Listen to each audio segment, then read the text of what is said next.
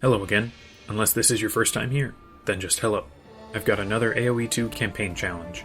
My last one did great, and when I asked, you all told me you wanted more challenges, so here we go. This time it's the Attila the Hun campaign. The Huns have great cavalry archers, so the challenge this time is to do it without cavalry and without archers. I'll mostly be relying on infantry, which are not very good for the Huns. They are missing some armor upgrades and the champion upgrade, but they do at least get halberdier. Another thing that isn't very good for them are defensive buildings, but that won't matter this time. After how much I relied on towers and castles for the Montezuma challenge, I'm adding another layer to this one, where I can't do damage with any defensive buildings, including garrisoning the town center. This challenge is a bit more complex than most that I have done, so we'll see how much each facet plays into the difficulty. The first level is where Attila takes control of the Huns from his brother Bleda, and attacks the nearby greater powers. Well, would you look at that, the challenge is already a failure. I can't get Attila off his horse. Now back in the original release, Attila was classified as an infantry unit, so maybe you could argue it, but I'll keep from fighting with him for the time being. I don't want to have to fight with him, so I run away rather than join Bleda on the boar hunt. A few Tarkans join me as I cross the river to build up my own base, but I delete them. I'll lose if Attila dies, but I definitely don't need to keep the Tarkans. I get a few villagers and start building up my economy in this small corner of the map. I build a barracks right away because infantry will be the only way to defend my camp, and I can't even rely on my town center to defend. Not even just to hide the villagers. The goal for this level is to defeat 2 of the 3 enemies. I'll be ignoring Persia. I don't really feel like fighting war elephants today. The objectives say that I have to kill Bleda and take control of the Huns, but I'll actually win if I just defeat 2 other enemies. I make a few spearmen to defend, and I try to wall up one of the routes into my base, but I end up fighting some of the Scythian cav archers. I send my spears to chase them, which is pretty terrible timing, as Bleda takes that moment to attack with his Tarkans. There is not much I can do except try to train enough spearmen to protect my villagers. The enemy cavalry burn through some of my buildings, but after that they stop for some reason. It gives me the time to train up some more spears and clear them out though, so I'm not complaining. After that, I go up to the Castle Age and train more infantry. Once in the Castle Age, I get all the upgrades for my pikemen and longswords. In this level, I can only reach the Castle Age, and Huns are only missing the Gambazon's technology, so my infantry should be pretty good for now. I build some more barracks to keep up production, and when I have about 20 longswords, I send them south to attack the Romans. Some of them get pulled off to fight the Scythians, but enough longswords make it down to the Roman city to clear out their market and monastery. It's pretty easy, as they only have static defenses and no defenders. Rome surrenders after this, and I can rescue the villagers that were held captive here to boost my economy. The Romans went down easily, leaving just the Scythians, but they will take a bit more effort. I build some forward barracks, and I reach max pop of pikes and longswords. I send them in to attack the Scythians. The fighting is awkward, as their cavalry archers love to hit and run, but I can just send in replacements from my barracks.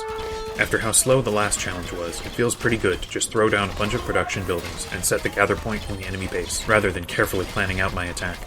My army makes a bit of progress, but I have to make some more barracks to overwhelm the defenders. Until I get my production high enough, I am just feeding my men into their archers, but when I have a dozen barracks, it gets to the point where I can advance into their base.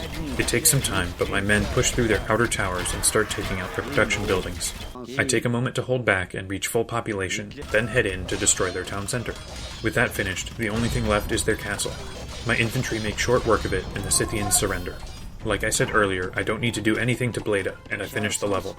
I could make an, admittedly, weak argument for keeping Attila alive for the first level.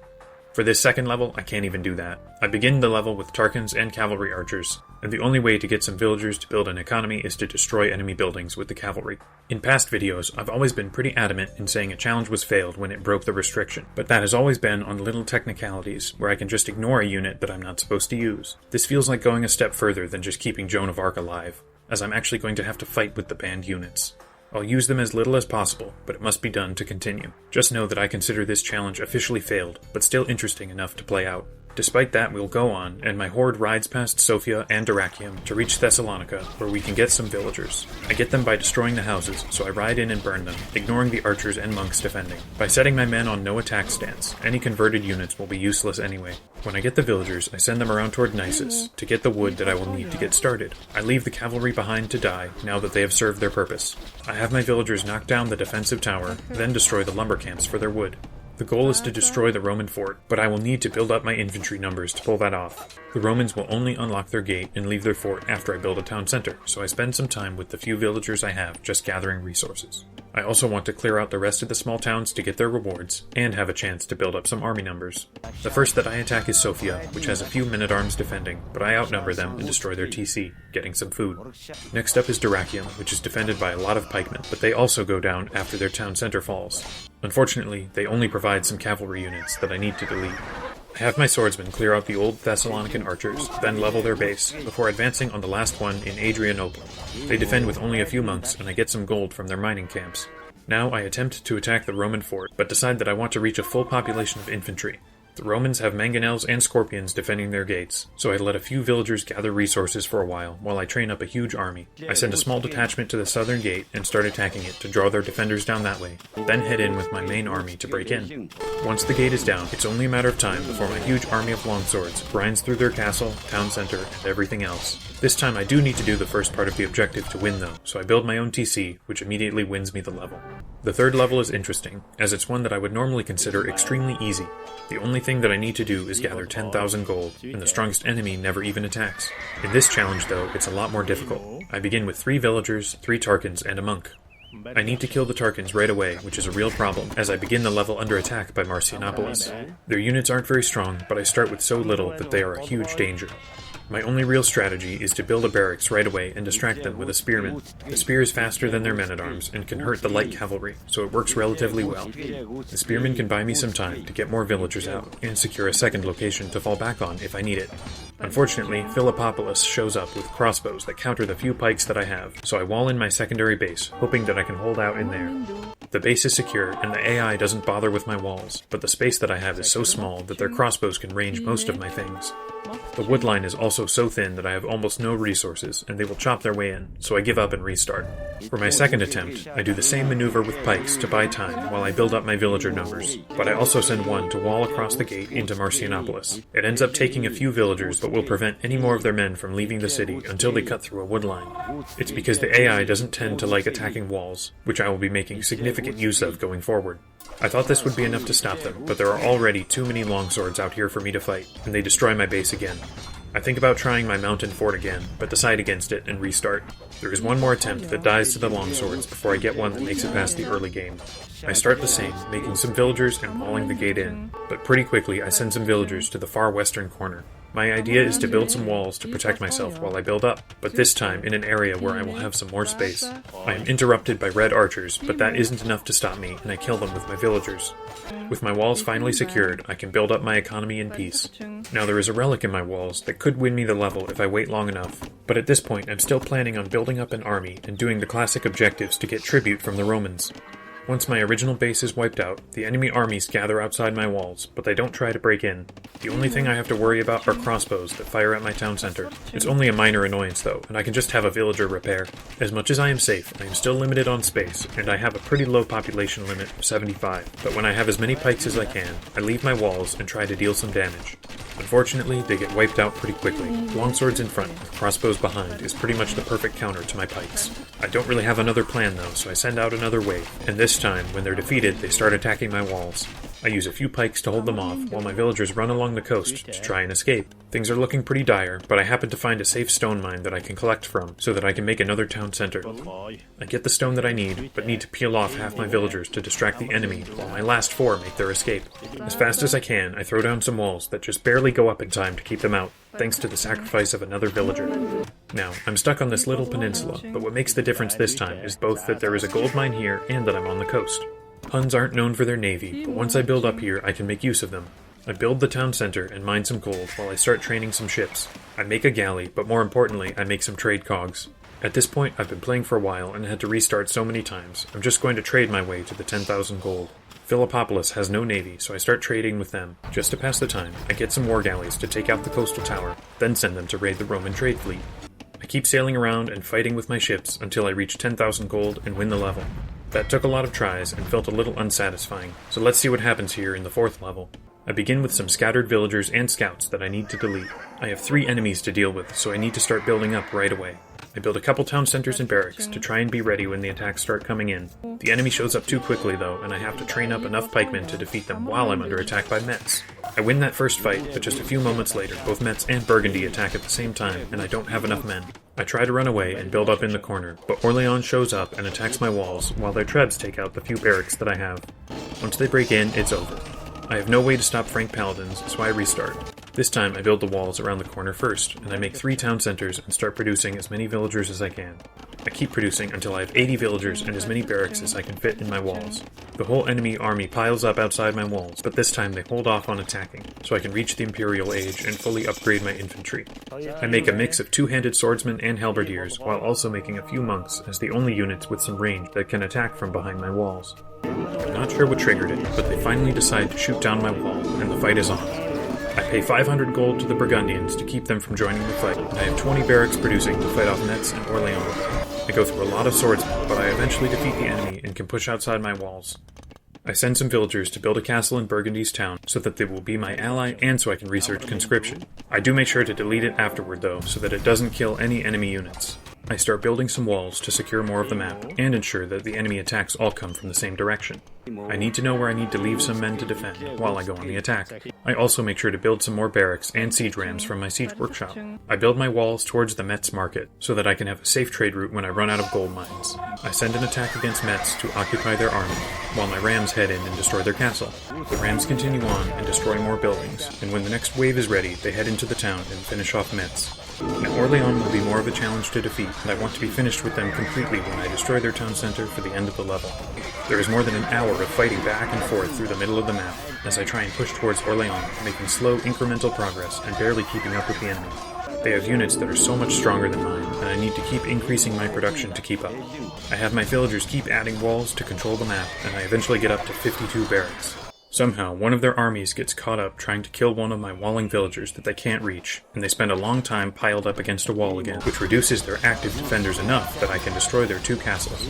They won't rebuild the castles, and without them they can't train any more throwing axemen. Even with the castles gone, it takes a long time to push through their army and destroy their base, even needing some villagers to build some more walls to stop their reinforcements. They do give up when I destroy their town center, but the enormous Roman army appears to try and defeat me. I gather up my army and charge, with no chance of victory. They greatly outnumber me, and they are all centurions and legionaries that are a strong counter to my infantry. I need to fight with my army and have them all die so that I can train more. I'll need to process through a lot of armies to stop the huge attack.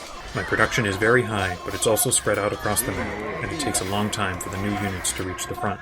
The Romans push through my forward barracks and reach my main base, having only lost a few units, but fortunately having detached many of their men to break through my other walls. I lose most of my villagers and start losing buildings, but because they make their attacks in small waves, I'm able to produce enough infantry to slowly cut away at their numbers until I win. That was another super hard level. I wonder how the next one will compare. The 5th level is the Battle of the Catalonian Fields, and plays out like a deathmatch game. Huns do pretty well as they don't need houses, but the pressure is on to win quickly. All of my starting army is cavalry, so I have to delete them and get my base built as fast as possible. I build 3 town centers and a bunch of barracks to begin with, while getting some walls up.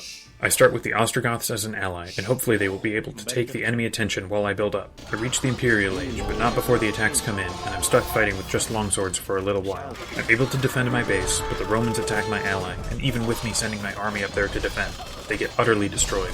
I'm trying to build the rest of my walls while getting pounded by Visigoth trebuchets from the south, and by Romans and Alans from the northwest. Even with that though, I'm able to win the battles and get a full ring of walls around my base. I send my men out to fight the Alans, as they are only in the Castle Age and will be easier to defeat. My first wave isn't enough, and I have to fight through a Roman attack at my gate. I guess this time the AI is happy to attack my walls, although only the Romans, as the Visigoths won't. The AI is pretty confusing and inconsistent. Once I finish defending, I can send out another attack on the Alans, this time with siege rams that are enough to take out their castle and both their TCs, which makes them resign. It's good that the Alans resigned, because the Visigoths finally figured out how to walk around the western side of my walls, and I have to fight with them. There's a period of defending against both the Visigoths and the Romans who keep changing the direction that they're attacking from, but I build up my numbers and head across the bridge to the Visigoth base. I distract with my infantry while my rams take out the critical buildings. Then I send in more infantry to finish them off. The Visigoths resigned just as I was about to have to stop the attack and defend my main base from the Romans. I only have one enemy left, but they do train an army that counters mine pretty well. I spend a lot of time building up a huge production to be ready when the battle begins, with walls, barracks, siege workshops, and a trade route for gold, all because I'm expecting it to be a long, hard-fought battle into their camp. But when I actually go on the attack, they don't have anyone defending at all,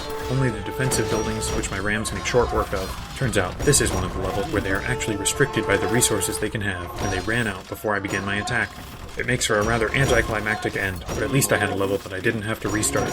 The sixth and final level is Attila's invasion of Italy, and I have a lot of opponents. There are 4 cities that I need to defeat, and each of them will try to build a wonder. I have to delete most of my army, and I have to protect Attila again.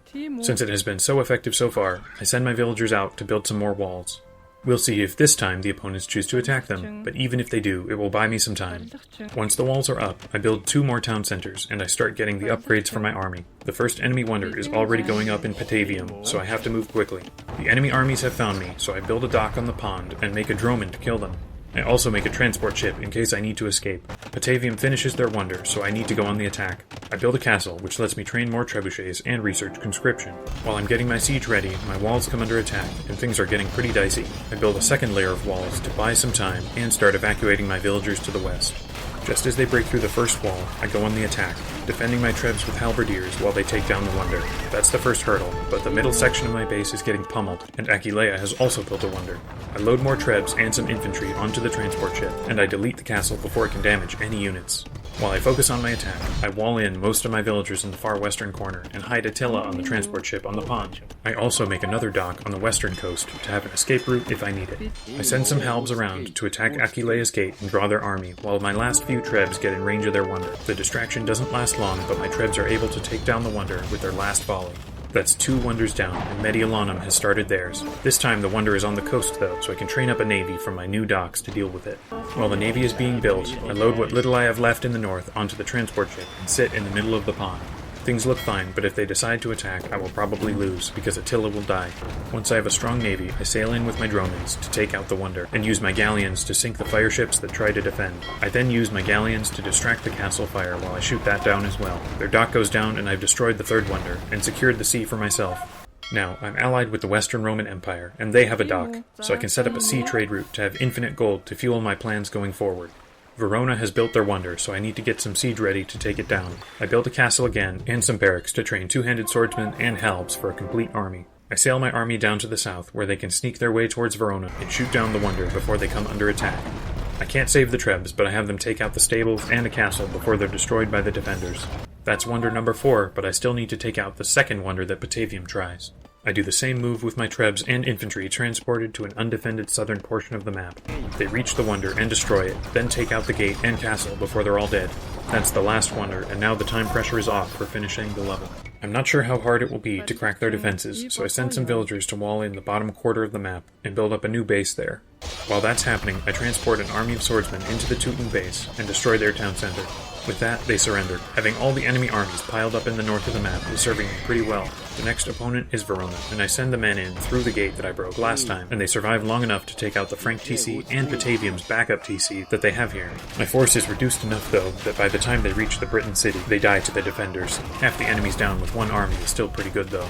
My next army has a similar plan, but I send a few halbs around to the far side to attack the wall and draw the defenders away. It works, and I can send my men in to destroy the last Patavium town center, forcing them to surrender. The army is still strong, so I send them into Aquileia through the open gate, and they finish them off, defeating my last enemy. The Romans offer to negotiate, so I finally let Attila off his ship and he rides down to meet with Pope Leo I. When he gets there, the Pope convinces him to end his war, just like this challenge is ended. This challenge was very hard. I think it had the most restarts of any so far. Having so many restrictions at once made it really difficult. Huns have some of the worst infantry, and not being able to defend my base with buildings, I was always on the back foot. I ended up losing 5,286 units, which I think is only barely behind the Barbarossa scout campaign for losses. I think I made more use of the Hun navy and stone walls than I ever have before. Normally the cavalry archers and Tarkans are just so strong that I barely need to worry about defense. This was a cool challenge to figure out, but it wasn't very satisfying for most of the levels. I kept having to hide, run away, and rebuild my base, and only half the time I felt like I actually ended the level more powerful than my enemies. Not to say that it wasn't fun, but I think in the future I'll keep the restrictions a little more focused. Also, I believe I figured out what's wrong with my recording settings that make it blurry when the camera moves, but I only figured it out after I recorded these games. What that means, though, is that this should be the last time you have to deal with that going forward. I put out a poll last week about what you would like me to do next time, and it looks like the majority of you would like me to do a single level video next. So I will do that, before the next full campaign after that. As always, please leave any challenge ideas you want me to try in the comments, and let me know what you thought of this one. Hope to catch you with the next one. Goodbye!